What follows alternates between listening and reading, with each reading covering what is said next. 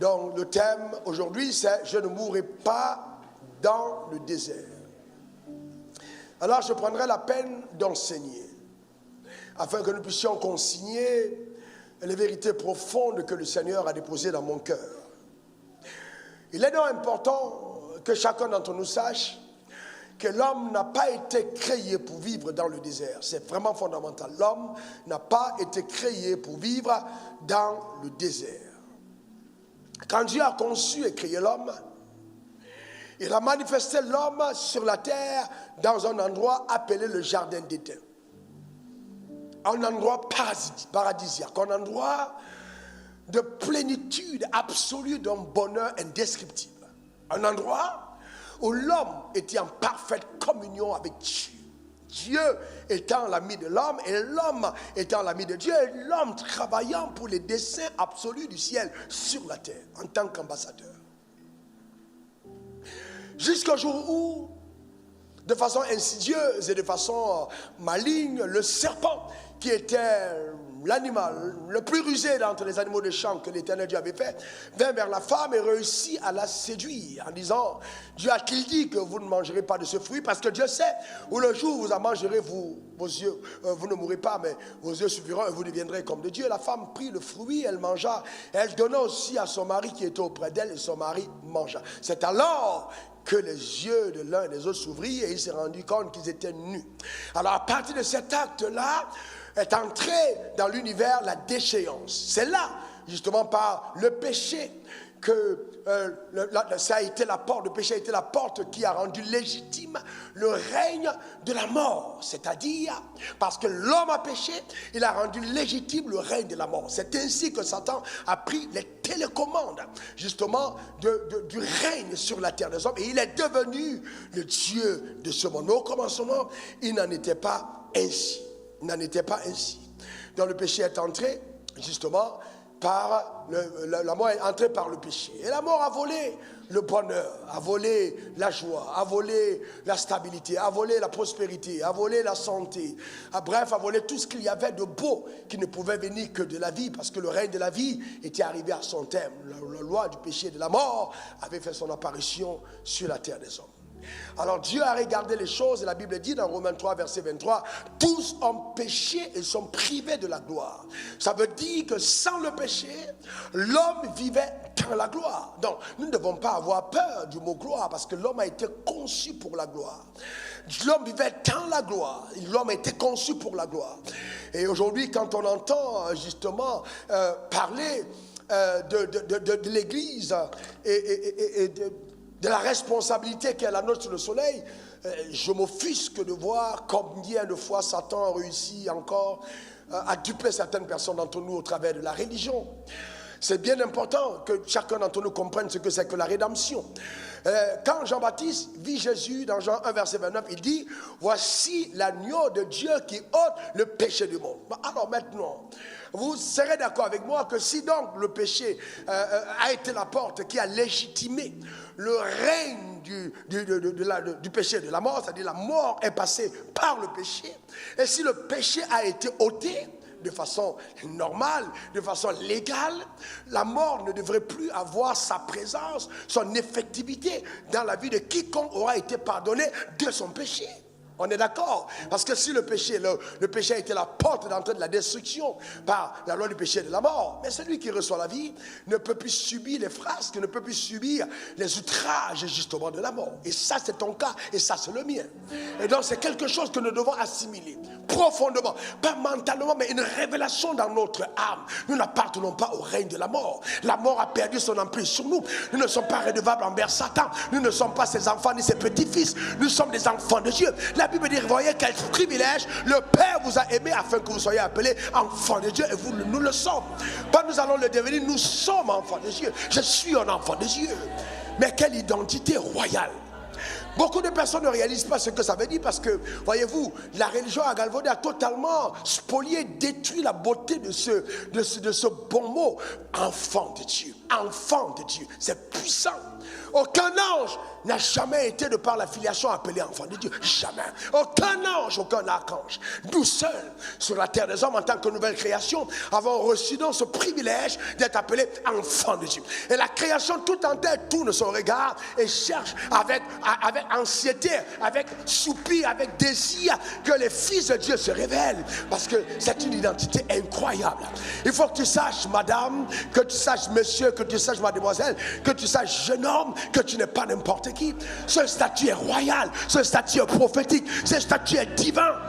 Donne-moi encore ton meilleur amen. C'est très important.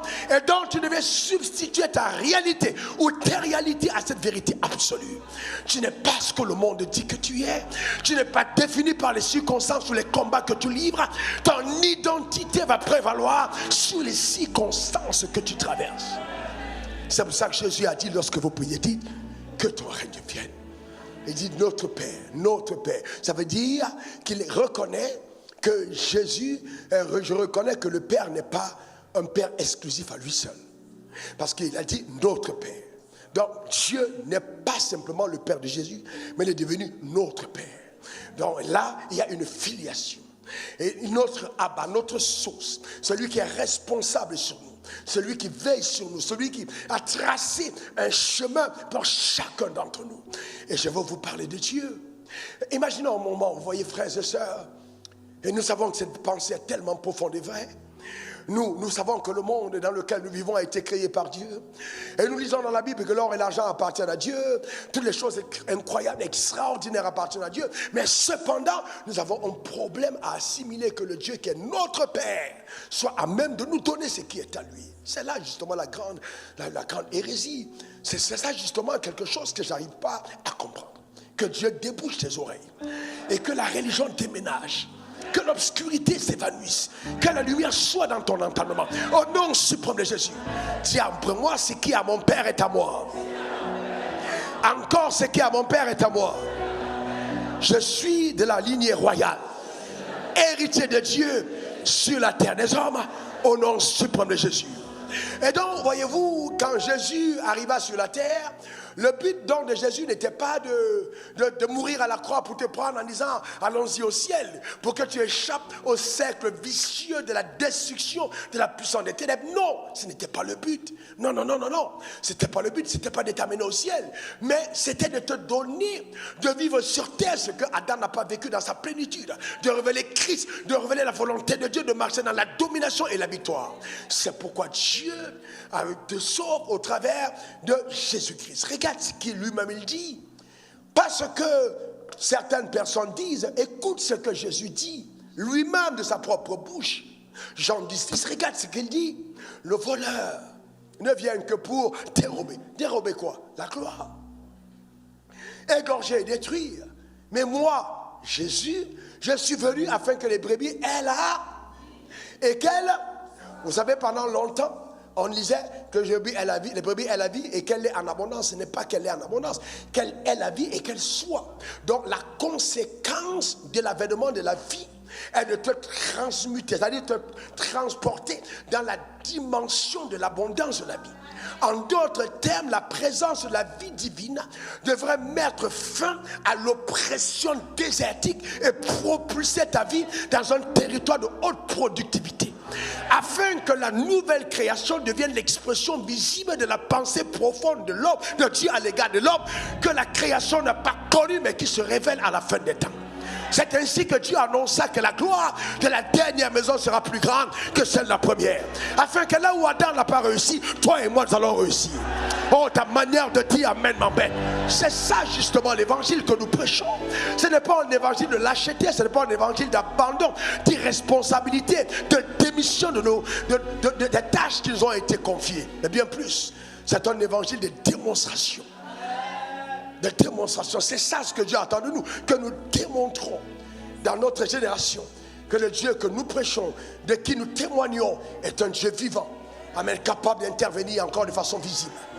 Amen. Ta manière de dire amen m'embête. Donne-moi ton meilleur amen. Regardez cet autre texte de Romains 5 verset 17. Il est profond celui-là aussi. On lit ensemble 1, 2, 3. Si par l'offense d'un seul, on reprend 1, 2, 3. Par l'offense d'un seul, La mort a régné par lui seul. À plus forte raison, ceux qui reçoivent l'abondance de la grâce, le don de la justice, régneront-ils dans la vie par Jésus-Christ lui seul. La Bible dit quoi? Ils vont régner au ciel par Jésus-Christ? Non, ils vont régner au ciel. Ils vont régner dans l'église. Ils régneront où? Dans la vie. Et l'incompréhension de ce texte nous a transformés en des piètres religieux.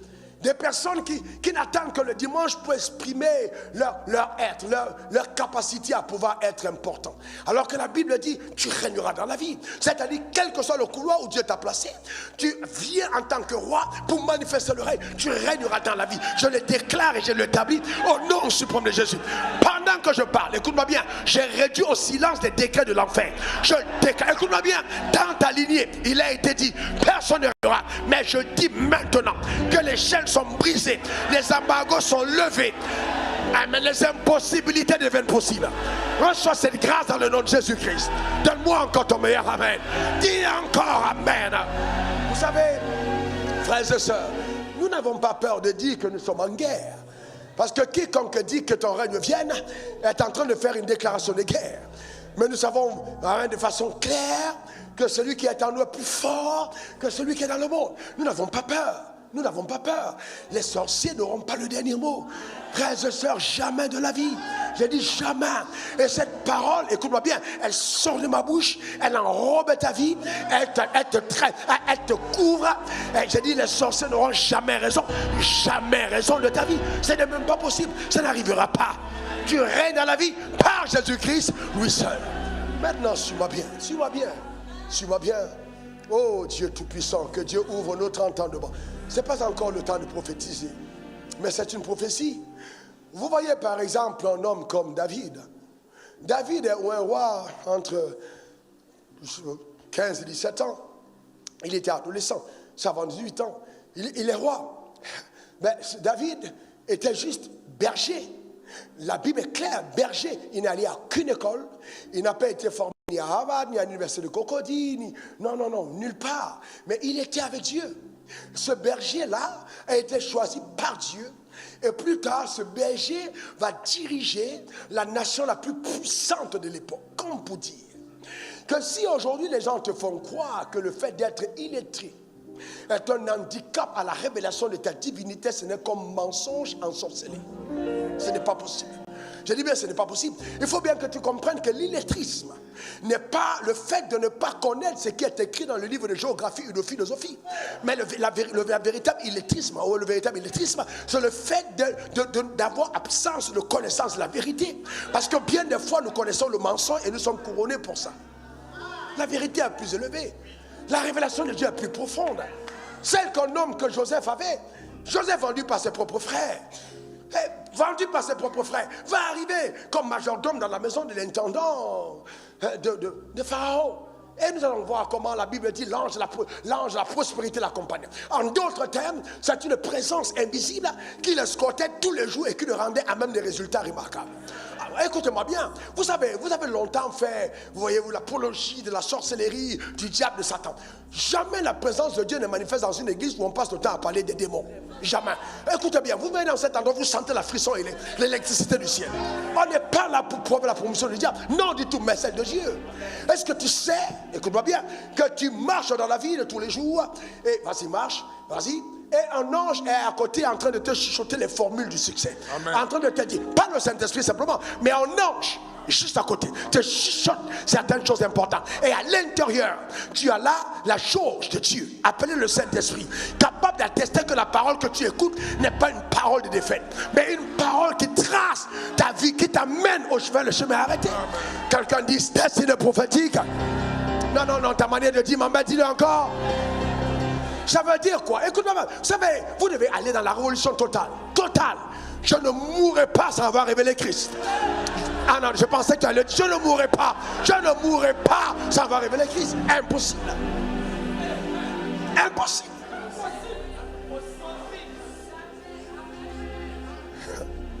Regardez ce qui est arrivé à Joseph. Malgré toutes les tribulations, il a terminé premier ministre en Égypte. Et on n'a pas trouvé au milieu de tous les sages magiciens, astrologues et tous ces gars, quelqu'un capable d'avoir autant d'intelligence que ce gars. Je déclare personne ne t'arrêtera. Je déclare, personne n'empêchera l'éclosion de ta grâce. Je déclare qu'il en soit ainsi dans le nom suprême de Jésus.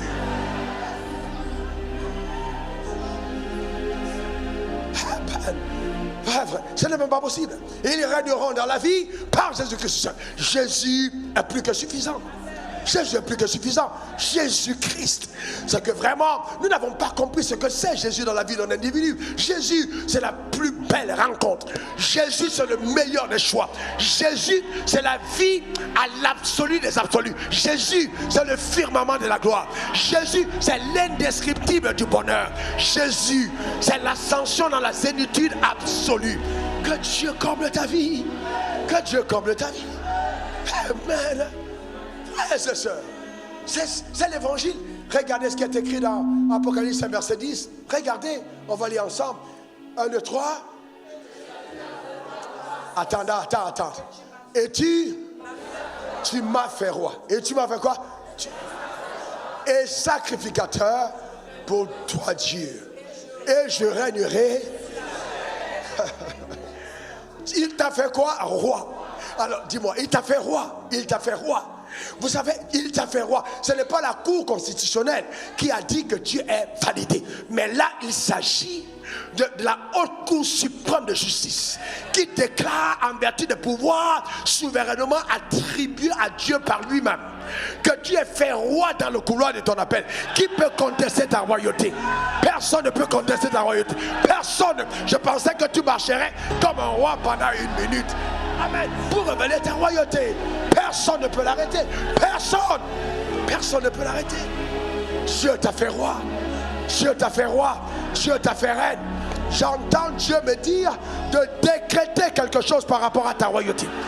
De la même manière que les mages ont localisé l'étoile de Jésus et qu'ils ont fait un mouvement prophétique pour apporter les trésors à ses pieds, je déclare que ton étoile est visible et qu'il y a des mouvements vers ta destinée au nom suprême de Jésus. Il y a des choses qui t'arrivent, pas parce que tu pries, il y a des choses qui t'arrivent parce que Dieu a décidé de faire de toi le roi. Pas parce que tu jeûnes, mais parce que tu as une destinée royale. Que ces événements prennent place maintenant. Qu'elles soient accélérées, qu'elles soient maximisées dans ta vie de façon éloquente. Au nom suprême de Jésus, que ces événements prennent place. Qu'elles prennent place dans le nom suprême de Jésus. Et que cela soit ton partage et ta portion. Assieds-toi dans sa sublime présence. Gloire à Dieu. Amen.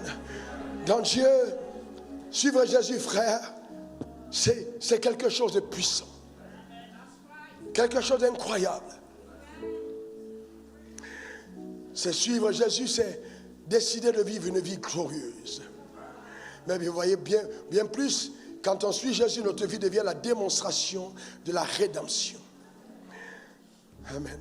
Voyez-vous, la rédemption, la victoire de la croix. Mais aussi, notre vie met en évidence la défaite de Satan et de toute son armée. Le rétablissement de l'homme dans ses droits légaux initiaux, qui sont le droit du règne. C'est ça justement, suivre Jésus. Quand on dit que tu suis Jésus, c'est ça. C'est ça, suivre Jésus. Et on reviendra dessus, suivre Jésus. Beaucoup de personnes, oh non, moi je suis Jésus. Eh bien, on va voir si tu suis Jésus. Alors maintenant, revenons et parlons du désert. Alors nous parlons de Jésus le concept de l'abondance, qui est un concept réservé exclusivement réservé aux saints. Par Jésus-Christ, notre Rédempteur. La vraie abondance, on ne l'a qu'en Christ. Personne dans l'univers ne peut avoir l'abondance si ce n'est Christ qui donne. Parce que je peux avoir de l'argent sans être dans l'abondance. L'abondance est justement manifeste dans une plénitude de 3 dimensions. La dimension spirituelle, la dimension émotionnelle et psychique et la dimension physique. Donc on parle d'une abondance totale. Alors total. Un homme qui vit sur la terre mais avec un registre dans le ciel où son nom est écrit. Quelqu'un qui est propriétaire de propriétés au ciel en étant sur la terre. C'est ce que j'appelle abondance. Amen. Ce n'est pas tes petits territoires que tu as ici à Beverly Hills. Non. Je parle d'un territoire là où même Elon Musk, qui a 1000 milliards de dollars, ne peut pas acheter une propriété. C'est de ça que je parle. Mais toi, tu as un titre de propriété au ciel. Parce que le ciel te connaît. Je parle parle de l'abondance au niveau de ton âme, transformée, visitée, illuminée par le Christ, par sa puissance. C'est ça dont je parle. Mais qui enfin se manifeste au travers de ton être.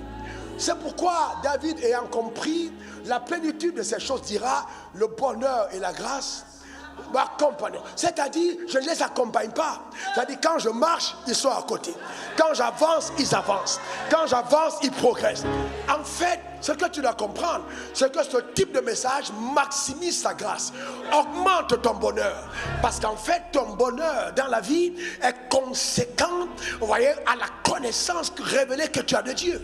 Plus tu montes en connaissance, mieux le bonheur t'accompagne. Ce n'est pas une question de prière, c'est une question d'acceptation dans ton cœur de la vérité établie par le ciel.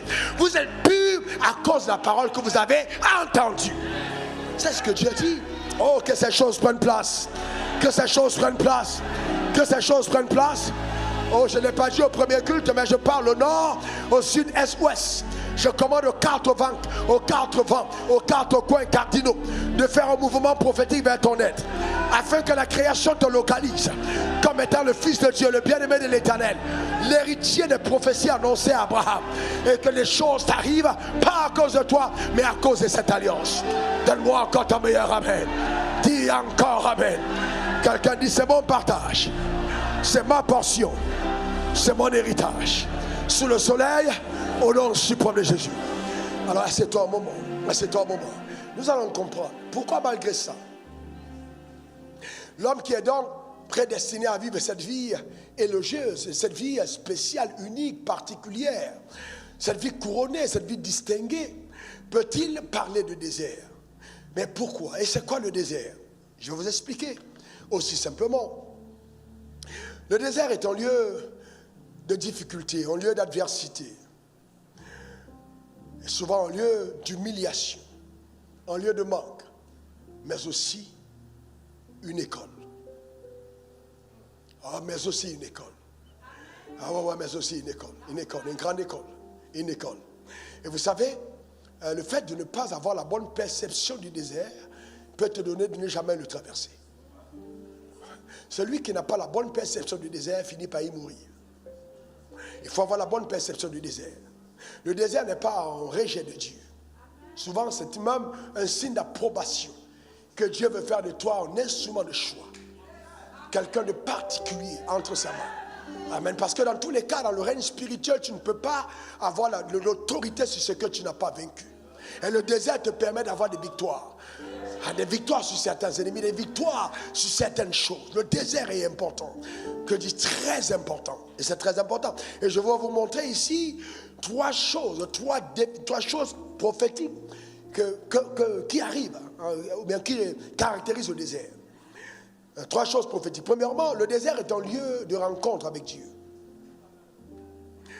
Un lieu de rencontre, un Dieu où Dieu se révèle. Il se révèle à l'homme. C'est dans le désert. Deutéronome 8, verset 16 à 18. Regardez ce qui est écrit. Dieu se révèle à l'homme dans le désert. Deutéronome 8, verset 16 à 18. Il dit, ok, qui t'a fait marcher dans ce grand et affreux désert? Qui a amené le peuple dans le désert? C'est le diable ou c'est Dieu? Alors, je vous pose une question. Ce peuple était-il un peuple d'une alliance? Est-ce qu'il avait une alliance? Est-ce qu'une promesse était rattachée à ce peuple? Alors on dira, mais pourquoi est-ce qu'une promesse rattachée à ce peuple? Dieu a dit qu'il va bénir ce peuple, mais pourquoi ce peuple doit passer dans le désert? Alors vous devez comprendre, c'est le lieu de rencontre.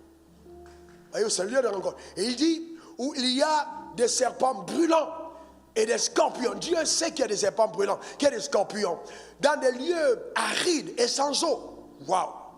Et qui a fait jaillir pour toi l'eau du rocher le plus dur. Continuons. Qui t'a fait manger dans le désert la manne inconnue à tes pères, afin de t'humilier et de t'éprouver pour te faire ensuite du bien. Donc, en d'autres termes, voyez-vous, le désert travaille à façonner une âme humble. Dans le désert, sert à façonner une âme humble. Et l'humilité précède la gloire dans la vie d'un homme.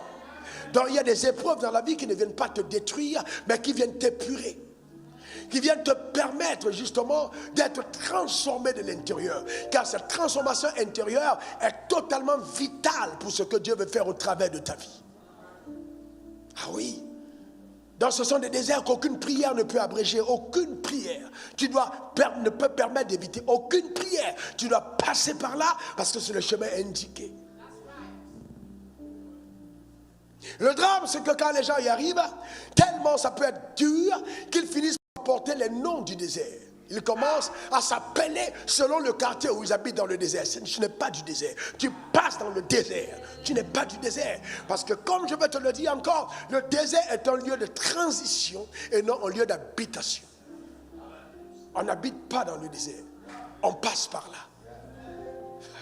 On passe par là. Et c'est pour ça que j'aime m'appeler avec fierté le diplômé de l'académie du désert. Il y a des choses que tu ne connaîtras jamais si le désert n'a pas été une école qui t'a formé.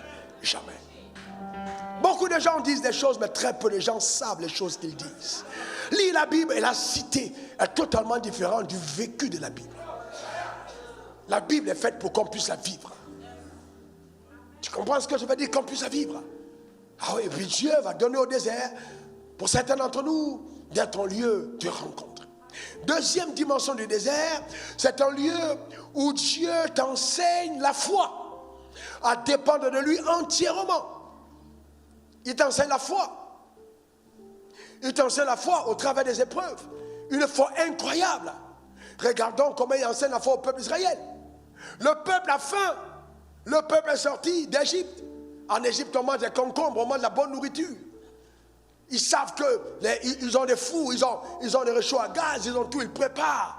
Mais ils arrivent au désert, il n'y a pas de cuisine, il n'y a pas de supermarché, il n'y a pas de boutique, il n'y a pas de shopping, il n'y a pas de coiffeuse, il n'y a pas d'onglerie. Le désert est un endroit de dépouillement total, où toutes les petites fioritures là, qui passent leur temps à te perdre le temps sont totalement ôtées, et tes yeux doivent être sur Dieu. Quand le peuple a faim, malgré l'or et l'argent que les gars ont, ils ne peuvent pas aller au resto. Le désert est assez étrange. Et là, Dieu décide ton heure du repas. Ce n'est pas toi qui choisis. Et il dit, la manne le matin, la caille. Il donne la manne, il donne la caille. Il donne la manne, il donne la caille. Il donne la manne, il donne la caille. C'est Dieu qui choisit. Est-ce que quelqu'un comprend? Donc, il te nourrit. Mais regardez, tu marches. Au lieu de manger en allant comme ça au restaurant, tu manges en regardant au restaurant. C'est puissant. Est-ce que tu savais qu'il y a des cuisiniers au ciel? Tu ne savais pas. Est-ce que tu savais qu'au ciel on prépare? Non, tu ne savais pas. Tu ne savais pas. Non, tu ne savais pas. On prépare au ciel.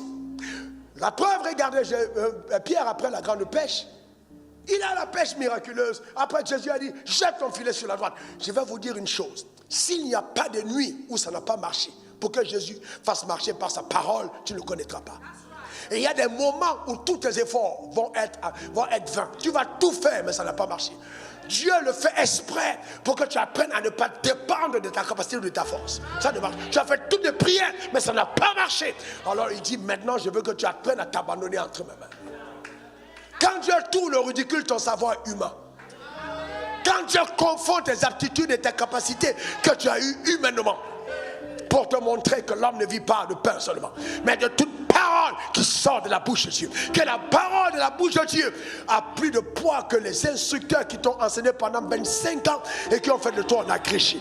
Une seule parole va tourner au ridicule ton entendement. C'est ce que Dieu peut faire. Et quand le peuple a soif, il dit à Moïse, qu'est-ce que Dieu a dans tes mains? Prends ce même bâton, frappe sur le rocher le plus dur, et le rocher fait sortir de l'eau. Je prie de tout mon cœur que Dieu t'émerveille, que Dieu t'épate, que Dieu t'étonne. J'appelle les contrats jaillis du rocher. Que Dieu te donne les contrats qui sortent du rocher. Quelqu'un n'a pas compris de quoi je parle. On a dit que cet homme est dur. On a dit que ce PDG ne peut pas signer de contrat. Mais je te garantis que ce rocher-là te donnera de l'eau. Je déclare que les rochers les plus durs te donneront de l'eau. J'appelle les connexions du rocher. Les connexions du rocher. La faveur du rocher. La percée du rocher. Que cela soit ton partage. Donne-moi ton meilleur. Amen. Dis encore Amen. Que Dieu t'initie au surnaturel. Tu ne mangeras pas simplement ce que tu as péché. Comme Pierre, tu trouveras au pied du Seigneur le poisson braisé et avec du pain. Que Dieu te donne de manger la nourriture préparée. Ta manière de dire Amen m'embête. Donne-moi ton meilleur Amen. Frères et sœurs. Oh, que Dieu te donne la nourriture préparée d'en haut. Pour ceux qui sont miniers, tu vas dans un endroit, tout le monde dit la terre là n'est pas bonne. Mais tout le monde a fui cet endroit parce que Dieu te réservait l'endroit. Le mystère de Dieu est grand. Il y a des nourritures préparées. Il y a des bénédictions qui portent ton nom. Les gens n'ont qu'à être bénis n'importe comment. Cette bénédiction ne va pas t'échapper parce que ton nom est dessus. C'est préparé pour toi. Une bénédiction avec ton nom nominative, appelé comme enfant, marqué dans le nom suprême de Jésus. Et personne ne pourra voler. Ah oui.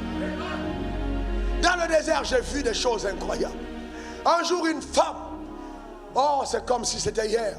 Oh, Dieu va te combler. Écoute-moi très bien, je te dis sérieusement. Ta femme te trouvera en train de pleurer, l'oreiller rempli de larmes. Et elle pense peut-être qu'il y a une mauvaise nouvelle. Mais c'est que Dieu a réveillé à ta mémoire tous les bienfaits.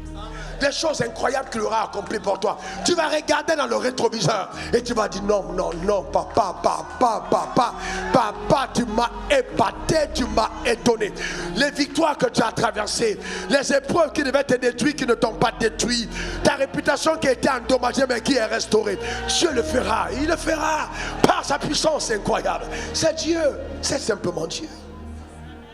Alors une maman, j'étais jeune prédicateur, un tout jeune garçon, 26 ans. Et Dieu m'a dit, va en Côte d'Ivoire, 26, 27 ans. Et je dis, ok, Seigneur, je vais partir. Mais entre-temps, je suis revenu auprès de mon père. Et mon père a décidé de ne plus me payer. Et donc, je pense qu'il m'invitait à la plus belle des écoles, l'école de la foi. Il voulait tester ma capacité à voir si ce rêve venait de Dieu. Et donc, j'ai dit, ok. Et puis, je suis allé, il m'a dit, ouvre 2 écoles. J'en ai ouvert 3. Et donc, pendant que j'enseignais un jour, une dame touchée, une dame de distinction, touchée par mes enseignements, oh, le témoignage est tellement long, elle m'a dit, d'abord, je suis allé à son bureau, c'est la dame dont je parle qui m'a dit, écris sur un bout de papier tout ce que tu veux, et puis, voilà, je prends soin de toi tous les mois. Et puis, je lui ai dit, non, je ne ferai pas. Mais ce jour-là, elle m'attendait chez elle pour prier pour elle. Et il a commencé à avoir une grande pluie, une très grande pluie. Et la pluie s'abattait. Et je regarde ma montre, il pleut, je dis ok. Alors je cours sur la pluie, j'entre sous la pluie, je prends un taxi, j'arrive, je cours encore, sans les orientations données, et je frappe à sa porte. Au bâtiment qu'elle m'avait indiqué, c'était une cité. Quand elle ouvre la porte, elle était avec une de ses sœurs, elle commence à pleurer. Elle pleure les larmes, je ne comprends pas qu'est-ce qui se passe. Elle pleure, elle dit, quand la pluie a commencé à tomber, j'ai dit, si cet homme est l'homme que tu envoies vers ma vie, si cet homme est ton serviteur, alors que toutes les dîmes que j'ai préparées depuis longtemps et que je n'ai donné à personne, parce que je sais, c'est un vrai serviteur de Dieu, que ce soit à lui que je donne. Ce jour-là, quand j'entre, elle commence à pleurer, elle me raconte une histoire et elle porte une enveloppe. À cette époque, cette enveloppe avait un poids incroyable. Quand ça touche ma main, c'était 500 000. Ça touche ma main, je regarde les 500 000. J'ai failli avoir des vertiges. Je n'avais jamais eu 500 000 de ma vie. Mais vous savez, il y a des clins d'œil, des choses que Dieu a préparées, des choses qui peuvent paraître insignifiantes mais qui ont un poids réel. Tu te rends compte que Dieu te connaît, qu'il t'appelle par ton nom. Je déclare que tu ne partiras pas de la terre sans avoir vécu cette plénitude. Ta manière de dire amen m'emmène. Donne-moi ton meilleur amen. J'appelle ça des témoignages rares, les exclusivités divines réservées aux personnes que tu aimes. Il t'a fait roi. Je déclare que tu règnes sur la terre au nom suprême de Jésus. Donne-moi ton meilleur amen. Et c'est incroyable, extraordinaire, les connexions rares que Dieu soit capable de faire. Incroyable, puissant. Alors arrivant ce matin à 5h, c'était 5h45, arrivant ce matin, alors un de mes fils me pose la question, qu'est-ce qui fait que tout ce temps, à 5h45, j'arrive toujours à l'église très tôt? Je lui dis, mais parce que le zèle de la maison de Dieu me dévore. Il y a des choses de Dieu, quand tu les as goûtées, ça te rend ivre.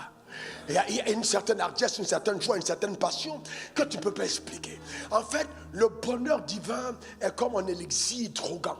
C'est-à-dire ça te sature de l'intérieur. Il y a comme une force, comme une poussée intérieure qui te donne toujours d'être là. Mais c'est incroyable. Ce n'est pas tant les choses que tu possèdes, mais c'est celui qui t'a donné d'entrer à une autre dimension.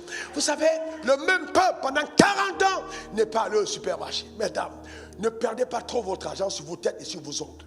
Je vous donne un conseil. Dans le désert, ils n'ont pas changé de coiffure tous les jours. Mais elles étaient toujours bien coiffées. 40 ans. C'est sûr qu'elle se faisait d'être entre elles, mais entre-temps, ce qui est impressionnant, c'est que les enfants qui avaient 1 an, quand ils avaient 40 ans, ils portaient les mêmes habits. La Bible dit les habits ne sont pas déchirés. Ça veut dire que l'habit poussait avec le corps. Pendant que l'habit pousse avec le corps. L'habit pousse. Je déclare que Dieu préserve ce qui est à toi. Que Dieu te fasse vivre des choses rares. Donne-moi encore ton meilleur amen. Dis encore amen. C'est une école de la foi. Dieu t'enseigne dans le désert. Il te permet de voir des choses incroyables. Donc c'est ça le désert. C'est une école de foi, de confiance en Dieu, un endroit de visitation surnaturelle, d'expérience inhabituelle, de rencontres inédites avec son Créateur. C'est ça le désert. Ah oui, les gens qui n'ont pas connu et qui ne connaissent pas l'intimité de la prière sont ceux qui n'ont pas connu le combat du désert. Le désert t'oblige à prier. Le désert te donne d'avoir les genoux entre les jambes. De t'avoir les genoux entre les jambes parce que tu comprends que la tête baissée te donne d'amener le ciel à s'ouvrir. Ah oui, le désert c'est beau. Le désert, oui. Le désert, un lieu où tu apprends à connaître Dieu. C'est incroyable. Deutéronome, Nombre 21, versets 8 à 9. Tu expérimentes dans le désert des guérisons spectaculaires. L'Éternel dit à Moïse, fais-toi un serpent brûlant et place-le sur une perche. Quiconque aura été mordu et le regardera concevra la vie. Ça, c'est dans le désert. Voyez-vous, Moïse fit un serpent d'airain et le plaça sur une perche. Et quiconque avait été mordu par un serpent et regardait le serpent d'airain concevait la vie. Donc, voyez-vous, les gens dans le désert étaient guéris, pas de la médecine ordinaire, étaient guéris du regard placé sur le serpent d'airain, qui est le symbole de Jésus. Le symbole de Jésus, guéri. Pas les gens qui regardaient à la morsure, mais les gens qui regardaient au serpent. Le drame, c'est quoi? C'est une éducation à la foi. Les gens sont là, ils regardent à leurs problèmes au lieu de regarder à celui qui peut résoudre des problèmes. Ils regardent à leur situation. Non.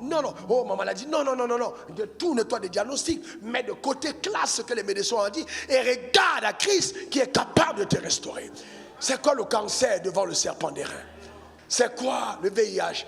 C'est quoi la tuberculose? C'est quoi diabète de type 1, type 2? C'est quoi tout ça? C'est rien. Regarde le serpent. Regarde le serpent. Voyez-vous, la médecine a gardé ce symbole du serpent. C'est le serpent d'airain. Donc la médecine même bâtit son fondement sur le fait que Jésus est le meilleur des médecins. S'il te donne les médicaments, c'est Jésus qui guérit. Sur ce, je lève ma main vers le ciel. J'appelle sur ta vie maintenant la santé divine. Au nom suprême de Jésus. Ta manière de dire Amen m'embête. Il est écrit par les mains issues de Christ, tu as été guéri. Reçois maintenant la santé au nom suprême de Jésus. Que tout mal qui minait, ou alors mot qui minait ton être, soit totalement éradiqué, totalement effacé par la puissance de Dieu dans le nom suprême de Jésus. J'entends cette phrase, 7 jours ne passeront pas que tu témoigneras. La parole est en train de frayer un chemin et de restaurer ta vie au nom suprême de Jésus. Il y a quelqu'un qui va cesser de ronfler. Le Seigneur me dit de te le dire. Je déclare, tu arrêtes de ronfler. Il y a quelqu'un d'autre par la puissance de Dieu. Tes nuits seront paisibles dans le nom suprême de Jésus. Plus de troubles dans ton esprit. Tu te réveilleras avec la vigueur et non la fatigue dans les membres au nom suprême de Jésus. Qu'il en soit ainsi. C'est terminé les maris de nuit. Ils ne viendront plus. J'ordonne maintenant qu'ils partent et qu'ils ne reviennent plus jamais. Ils n'ont plus accès à ta maison. Tu n'es pas une propriété de l'enfer dans le nom suprême de Jésus. Plus de couches nocturnes. C'est terminé. C'est terminé. Que Dieu restaure ta vie. Donne-moi encore ton meilleur amen. Que Dieu restaure ta vie. Donne-moi ton meilleur amen. Frères et sœurs, pour terminer, la troisième dimension du désert, dans le sens prophétique, c'est un lieu de formation, c'est une école. C'est un lieu de formation, une école. Les gens comme, je prendrai qui? Moïse, 40 ans en Égypte, 40 ans dans le désert. Chaque année dans le désert, venait participer au renouvellement de son intelligence. 40 ans dans le désert, Moïse a été formé par Dieu. Quand il est retourné auprès de Pharaon, ces magiciens même se sont rendus compte qu'il avait rencontré Dieu. Donc quand il a jeté son bâton, les gars ont commencé à rire en disant, c'est tout ce que tu as appris là-bas? Et ils ont jeté le leur. Mais le bâton de Moïse a avalé celui de Pharaon. Et je suis en train de dire que ton bâton, l'autorité que j'ai maintenant, et qui est la tienne. Écoute-moi bien. Attends. Je ne suis pas en train de rigoler. Attends-moi bien. Nous avons tous l'autorité, mais on n'a pas tous la manifestation de la domination. L'autorité est le pouvoir délégué que Dieu te donne, mais la domination est l'exercice de l'autorité. Je peux avoir le pouvoir sans l'utiliser. Mais ce matin, écoute-moi bien, je suis conscient des pouvoirs que j'ai. Alors que tu aies décidé d'utiliser ou pas, le simple amen que tu diras à ma phrase va réduire au silence. Écoute-moi bien, ne sois pas dans l'enthousiasme. Tous les décrets qui ont été pris dans l'enfer contre ta vie, je les déclare annulés au nom suprême de Jésus. Que cette parole te donne de connaître un mouvement angélique puissant au nom suprême de Jésus. Et porte ta vie à une autre dimension. Par la grâce en haut, dans le nom suprême de Jésus. Il y a des combats que tu ne vas plus livrer parce qu'ils sont vaincus maintenant. La bataille allait alors avoir lieu, mais maintenant l'ennemi a terrassé. Il ne montrera même pas son visage parce qu'il est détruit à l'instant au nom suprême de Jésus. Ton nom est retiré d'une mauvaise liste. Ton nom est retiré d'une mauvaise liste dans le nom suprême de Jésus. Un mauvais rapport qui devait faire contre toi est changé. Je vois quelqu'un entrer dans la pièce en disant non, ne faites pas ça. Non, ne faites pas ça parce que Dieu intervient dans le nom suprême de Jésus. Que cela soit ton partage et ta portion. L'ange de l'Éternel agit en ta faveur. Ta manière de dire amen m'embête. C'est une école, c'est une école, c'est une école. C'est une école. Tu ne périras pas, tu ne seras pas détruit, c'est une école. Imaginez David. Ouais, entre 15 et 17 ans. Donc il a eu entre 13 et 15 ans d'errance dans les cavernes, dans le désert. Est-ce que David avait été un roi? Oui. Mais est-ce qu'il a accédé au trône immédiatement? Non. Les combats que tu mènes ou que tu livres, un, n'occulte pas ton identité. Deux, n'ont pas la capacité de voler ton trône. Tu n'as pas compris. J'ai dit, ils n'occultent pas ton identité, ils n'ont pas la capacité de voler ton trône. David a erré pendant toutes ces années, mais ça n'a pas été à même de voler son trône. Bien plus. Dans cette errance, il a fait la rencontre de Jonathan. Après avoir terrassé Goliath, Jonathan l'a aimé comme son âme. Donc vous savez, il y a des choses particulières qui arrivent parce que Dieu est avec toi. Particulière. Parce que Dieu est avec toi. Particulière. Dieu est puissant. Dieu est extraordinaire. Tes propres parents, écoute-moi bien, quelqu'un qui a vécu avec toi tous les jours, comment tu veux qu'il croie que c'est toi le premier ministre de ce pays? Comment tu veux qu'il croie que c'est toi l'homme d'affaires le plus puissant? Il t'a connu à la galère. Vous avez mangé tous au Gabadron. Et puis tu viens dire c'est toi le premier ministre. C'est normal qu'il dise non. Mais ce n'est pas son nom qui est non. Non, on s'en fout de son nom. C'est que Dieu a arrêté à ton égard. Son nom ne peut pas changer. Tu n'as pas besoin des opinions des autres, tu as juste besoin de croire. Est-ce que tu sais que même ce que Dieu a arrêté toi-même, dans ton entendement, tu peux ne pas comprendre. Mais Dieu ne t'a jamais demandé de comprendre, parce que comprendre peut t'amener à avoir la tête tranchée. C'est trop immense pour que tu comprennes. Il te donne d'emprunter des voies que n'ont pas connues tes pères. Et Dieu, dans sa parole, dit, je t'amène dans le désert pour te former. Et il y a des choses qui t'arrivent parce que Dieu t'a tiré, parce qu'il t'a pris. Comme il dit dans Osée, il t'a amené lui-même dans cet endroit désertique pas pour t'humilier, pas pour te rejeter, pas pour t'abandonner, mais pour t'enseigner. Et souvent c'est parce que tu as le choix de Dieu que tu as des troubles. C'est parce que Dieu t'a choisi que tu as tous ces combats. C'est pour ça. Si tu n'étais pas choisi, tu n'aurais pas eu ces batailles. Ces combats viennent pas pour te terrasser, non, mais ils viennent révéler la dimension unique de ton être. Ah oui, c'est ce que tu es. Mais nous, ne te trompe jamais. Tu ne vas pas vaincre de par toi-même, jamais de la vie. Abandonne-toi entre ses mains. Écoute-moi bien, j'entends Dieu me dire de te le dire. Ce n'est pas ta capacité à prier qui va amener ces choses à changer. Non, c'est ta capacité à lui faire confiance. Même dans les murmures et les soupirs inexprimables de tes lèvres, au devant de son trône, sans que personne n'entende ce que tu dises, et que toi-même dans la douleur de l'âme, tu es en train de crier à ton Père. Laisse-moi te dire que quand le temps Kairos arrive, l'intervention se fait immédiate. Ta manière de dire amen m'embête. Immédiate. Je déclare maintenant pour toute personne candidate à la sortie que l'ange de la délivrance vienne à ton secours au nom suprême de Jésus. Donne-moi ton meilleur amen. Dis encore amen. Le désert est vaste. Le désert est vaste, il n'y a pas de panneau qui indique ici, c'est la route qui mène à tel endroit. Mais je te garantis que Dieu te conduira. Dans le désert, il te donnera une orientation claire. Tu ne rateras pas la sortie vers la terre promise. Tu ne mourras pas dans ce désert. Tu ne seras pas enterré sans avoir révélé la dimension de ta royauté. Donne-moi ton meilleur amen. Dis encore amen. Oh, ta manière de dire amen m'embête. Donne-moi encore ton meilleur.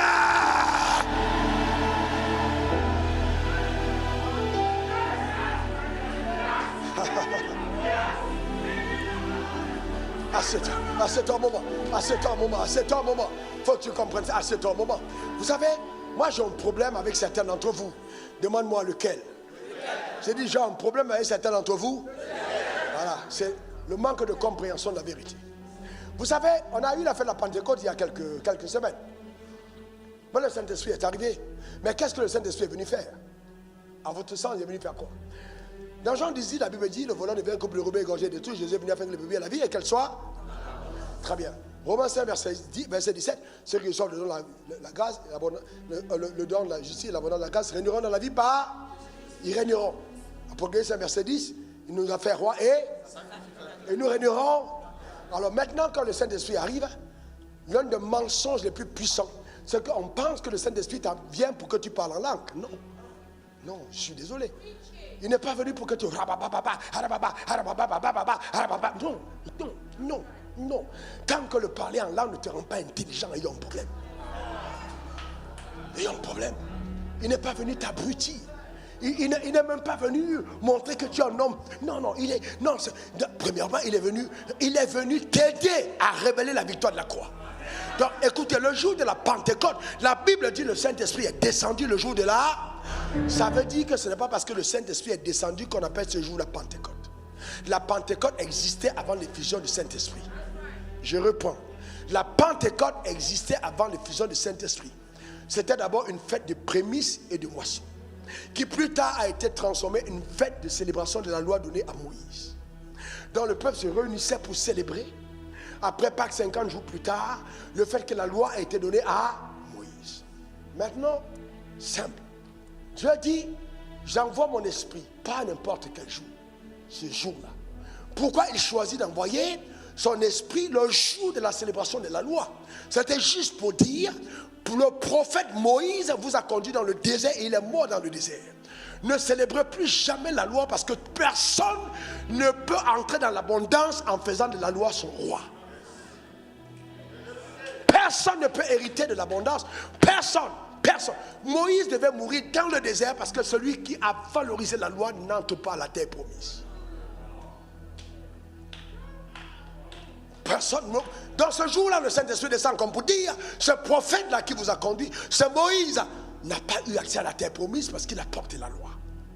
La loi n'est pas la pensée profonde et la pensée vraie de Dieu. La loi est l'ombre des choses, mais ce n'est pas la chose.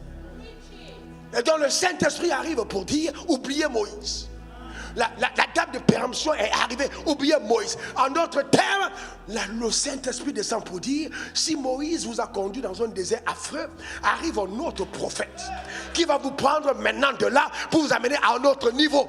Et ce prophète, c'est le prophète Jésus, qui est venu accomplir une œuvre incroyable pour t'amener à l'abondance de la vie. Je déclare que ta migration vers l'abondance. Oh, ta manière de dire amen m'embête. Donne-moi encore ton meilleur amen. En d'autres termes, pour toute personne intelligente, pasteur, le Saint-Esprit est venu inaugurer l'ère de la grâce. Donc quand l'ère de la grâce a été inaugurée, l'ère de la loi a été rendue caduque. Donc en fait, ici, l'ère de la grâce, on dit totalement, a expiré. Le médicament peut être bon, mais quand la date d'expiration est là, on ne peut plus l'utiliser. Le drame, c'est que, comme j'expliquerai dans ce moment à venir, beaucoup de personnes veulent se servir des médicaments de la loi pour accéder aux grâces de Dieu. Ce n'est pas possible. Le dispensateur, celui qui était à la tête de la dispensation lui-même, est mort dans le désert. Et c'est ainsi que Josué a pu faire entrer le peuple à la terre promise. Tu entreras. Non, écoute-moi bien. L'onction qui t'a servi à sortir de l'Égypte n'a pas forcément la capacité pour te faire entrer. C'est une chose que de sortir, c'est une autre chose que d'entrer. Mais je déclare que tu n'es pas né de nouveau pour mourir dans le désert. Ta manière de dire amen m'embête. Je déclare que tu entres dans la terre promise au nom suprême de Jésus. Et c'est ainsi annoncé dans la parole de Dieu. Lorsque tu bâtiras et habiteras de belles maisons, lorsque tu rouleras de belles voitures, seras dans ton jet, occuperas de grands postes, n'oublie pas l'Éternel ton Dieu, car c'est lui qui te donnera la force de prospérer et d'acquérir des richesses. Quelqu'un dit hier je reçois. Quelqu'un dit hier je reçois. Quelqu'un dit hier je reçois.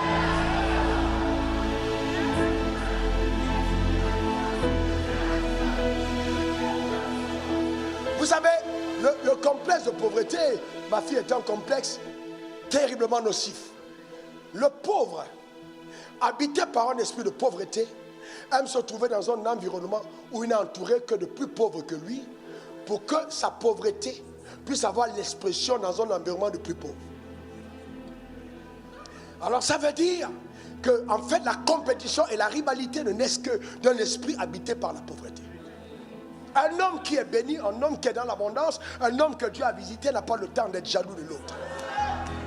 Mais bien au contraire, il comprend que sa sécurité vient de la plénitude des personnes bénies.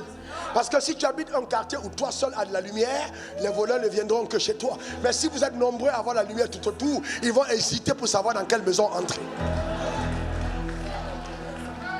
Donc voyez-vous, c'est ainsi que souvent il m'est arrivé d'aller prêcher dans des endroits et je termine le message et je m'en vais. Et la semaine d'après, le prédicateur qui m'a invité à prêcher, qui m'a même invité à susciter des offrandes pour son église, et que je fais par amour et passion pour l'évangile, sincèrement, prennent le micro et disent aux gens: oh mais écoutez, c'est pas seulement il a fait de maison, c'est pas seulement il a fait de ceci, c'est tout ça, suivez Jésus, c'est Jésus l'essentiel.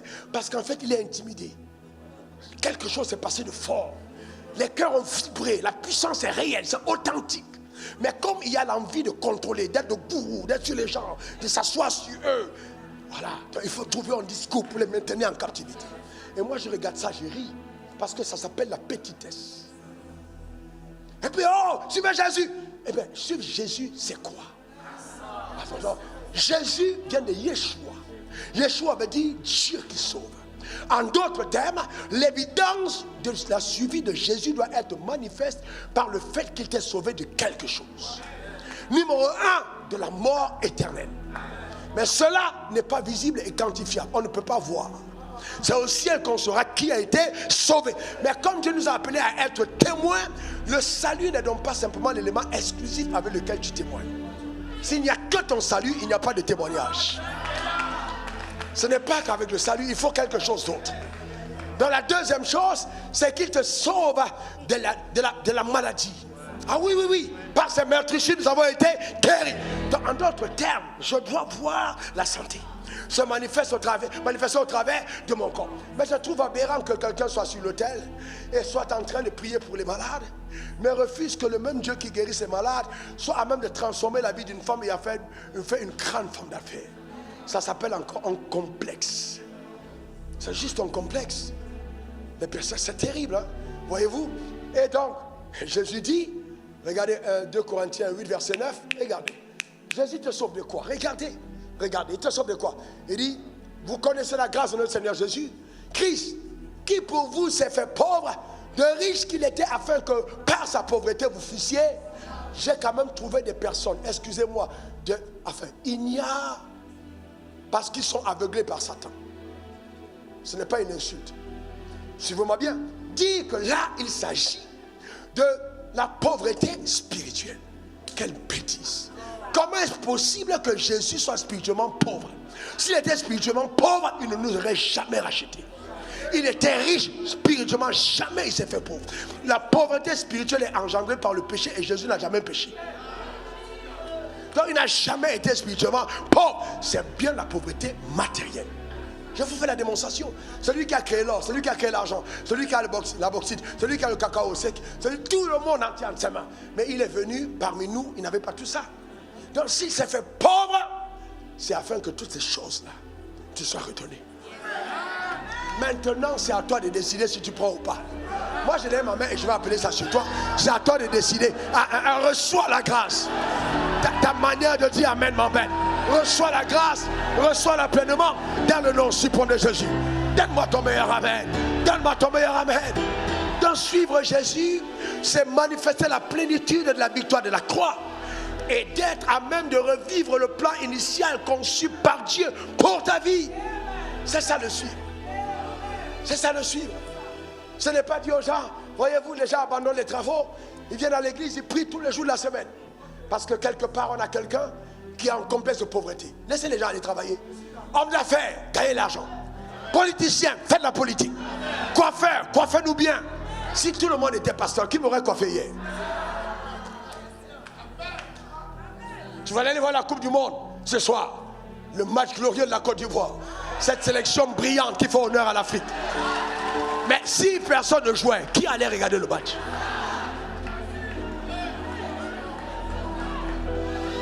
Est-ce que quelqu'un comprend? Vous savez, il est question de retrouver son couloir sans aucun complexe. Retrouver, prier dans son couloir. Oh, ta manière de dire amen m'embête. Donne-moi ton meilleur amen. Je sens dans mon esprit de prophétiser selon la parole que j'ai entendue.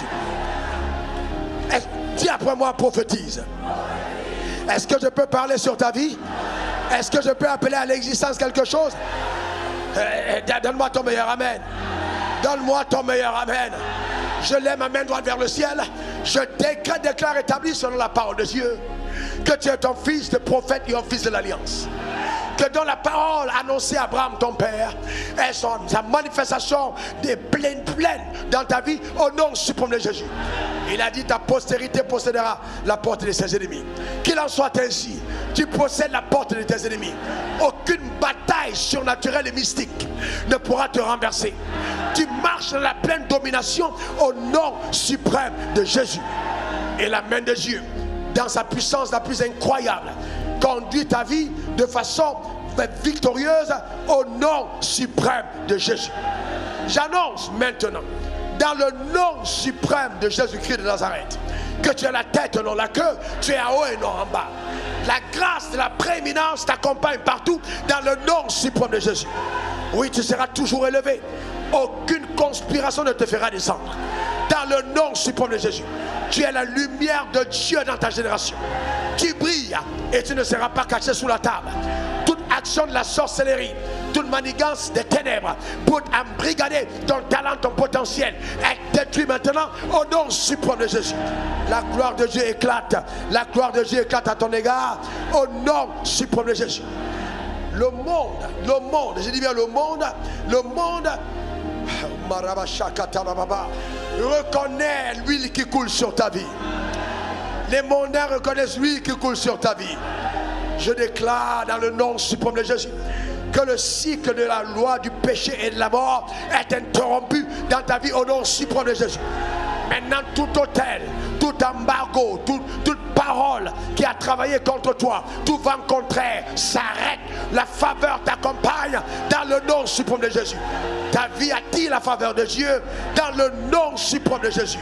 J'appelle maintenant dans le nom suprême de Jésus que tu dégages l'odeur de la bénédiction.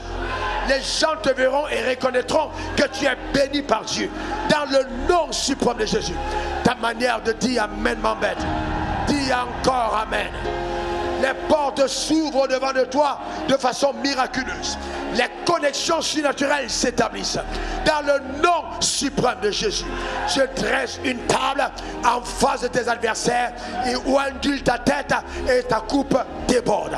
Le bonheur et la grâce t'accompagnent tous les jours de ta vie sur la terre au nom suprême de Jésus.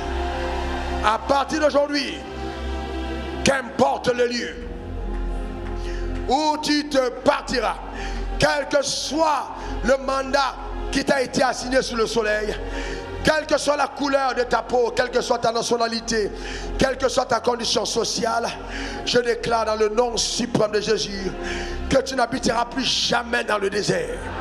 Mais maintenant, prends les clés de ta maison, la maison de la gloire, au nom suprême de Jésus. Car Dieu lui-même te fait grâce. Que la grâce, la faveur imméritée t'accompagne. Dans le nom suprême de Jésus. Sors du désert. Sors du désert. Sors du désert. C'est ton heure. Dans le nom suprême de Jésus.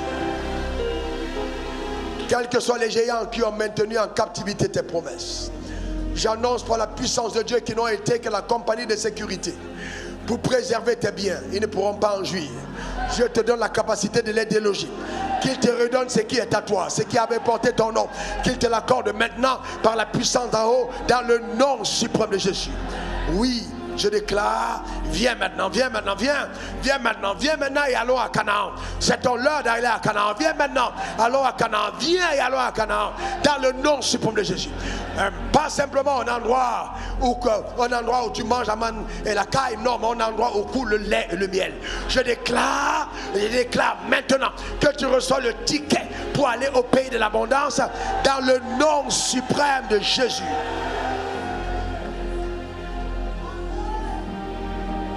Tu atteindras la destination que Dieu t'a réservée dans le nom suprême de Jésus. Alors je déclare, écoute-moi bien, pendant que tu récupères ton ticket, par le nom de Jésus, l'ange de l'Éternel est en train de te mettre dans l'avion. Il est en train de te mettre dans l'avion. L'avion de la destinée prophétique. L'avion de la destinée prophétique. Maintenant, il faut attacher ta ceinture car le décollage est annoncé. L'avion est en train de monter. L'avion est en train de monter. Tu es en train de planer sur le désert. Tu es en train de planer sur le désert. Alors, le capitaine annonce 10 000 pieds. Attachez vos ceintures. Tout le monde, maintenant.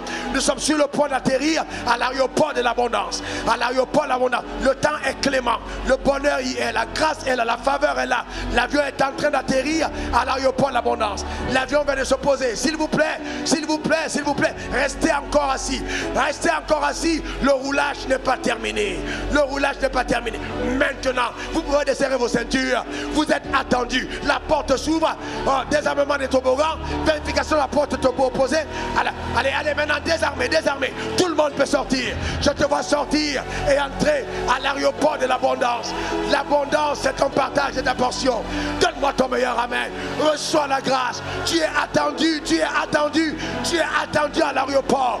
Tu es attendu dans le nom suprême de Jésus. Que Dieu te comble, que Dieu te bénisse, que Dieu t'arrose. Rababa, oh, acclame très très fort, acclame très très fort, acclame très très fort dans le nom de Jésus. Écoutez-moi bien, le capitaine de l'avion veut faire une annonce. Chers passagers, maintenant vous avez atterri à l'aéroport de l'abondance. Nous voulons vous dire qu'il n'y a pas d'avion retour pour le désert. Il n'y a pas d'avion retour, c'est un vol en aller simple, où le retour n'est pas autorisé. Alors tous ceux qui atterrissent au pays de l'abondance, ils séjournent là jamais.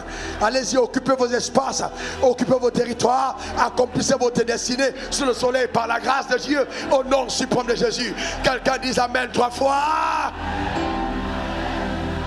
Oh, Yashakari Bobo Saka.